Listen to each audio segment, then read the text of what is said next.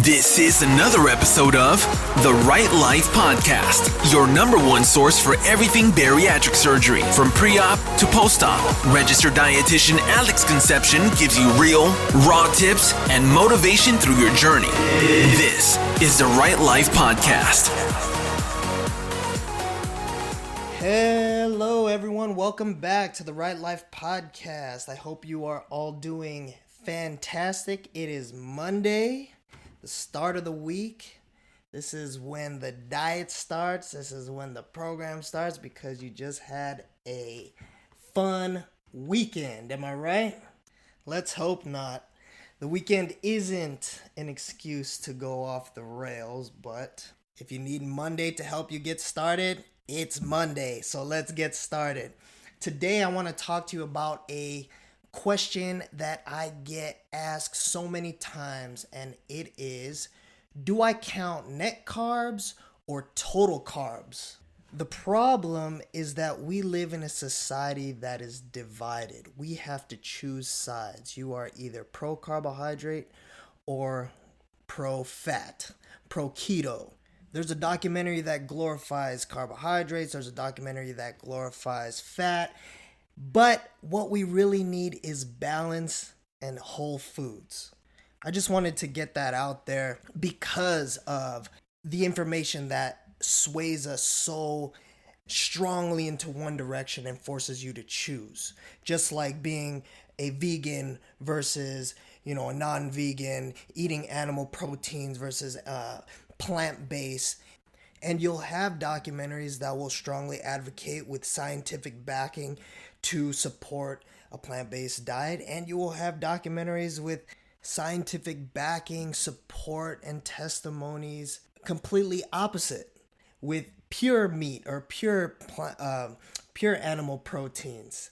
And it is so confusing. We don't know what to follow.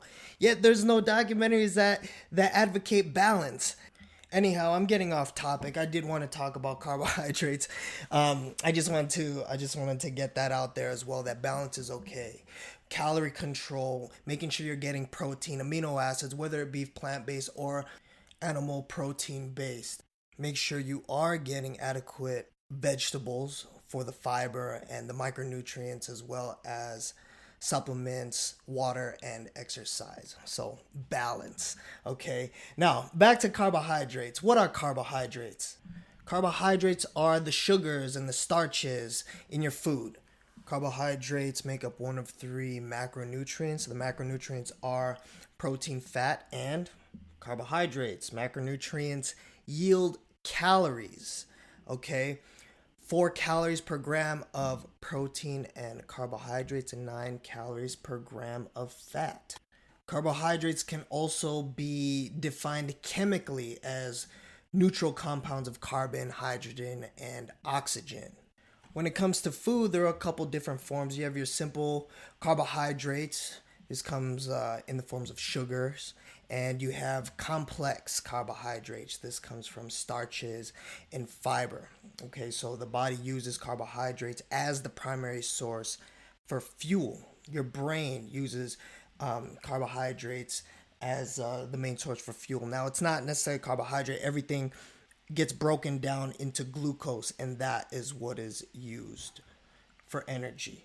The complex carbohydrates come from plants. Okay, so you're going to get a lot of benefit from that. It's a lot slower digesting. It breaks down a lot slower because of the fiber. And you have the simple sugars, the simple carbohydrates in the form of sugars for quick energy. Okay, the problem in society and why we're here in the first place is because we eat too much of it. Balance is good, but too much can throw things off, which is prevalent with the rate of diabetes. We consume too much sugar to where we build up a sensitivity, and that's where diabetes comes in. Very simply put, we could talk about this on another episode, but my point is that there are different foods that affect your blood sugar differently, and they call that the glycemic index. People also have this issue when it comes to choosing the foods. There are so many rules, there are so many different things that you can monitor, evaluate, and test, and how does it affect my body, and which one should I follow. And that is why we try to make things very, very simple at our clinic, and the program that we advocate post surgery is no cheating, and all I want is protein and non-starchy veggies. If you stick to protein and non-starchy veggies, you won't have to worry. Okay, you will get carbohydrates, you will stay very low on the glycemic index, and you will get the protein that you need. And with this tool, you will be successful because you will be controlled physically, volume wise. You don't have to worry about following any specific diet or rules if you just make the right food choices. Make the right food choices, stick to the protein and veggies, and you will be successful. There are a million dishes that you can make with a million different flavor profiles with protein and vegetables, non-starchy vegetables. Okay, I apologize. I'm getting off topic again. So, on a nutrition label, the total carbohydrate count is required by the Food and Drug Administration, along with sugar, alcohols, and fiber. Now, what are net carbs? Not all carbohydrates are created equal. Some fibers and sugar alcohols have less impact on blood glucose. That's where the idea, okay, I'm putting up the air quotes, idea of net carbohydrates come in. By subtracting fiber and sugar alcohols from the total carbohydrates, you calculate net carbs. I'm going to say that again. You get net carbs by taking the total carbohydrates and you subtract the fiber and the sugar alcohols. And that's what net carbs are. So when you look at a box or something that's advertised, oh, look at these tortillas, look at this bread, look at this candy bar, it has only 2 net grams of carbs. So it sounds so appealing. Like I said before, we live in a society that has us choose. And that's because it sells. We live right now in a carbohydrate fad market, and it's growing exponentially. Only 10 years ago, fat was bad, and now carbohydrates are bad. Regardless, it's an opportunity to capitalize. This term, net carbohydrates, was actually created by the food companies pretty much as a marketing scheme, and they would probably be pissed. They would probably be pissed that I'm even saying this right now.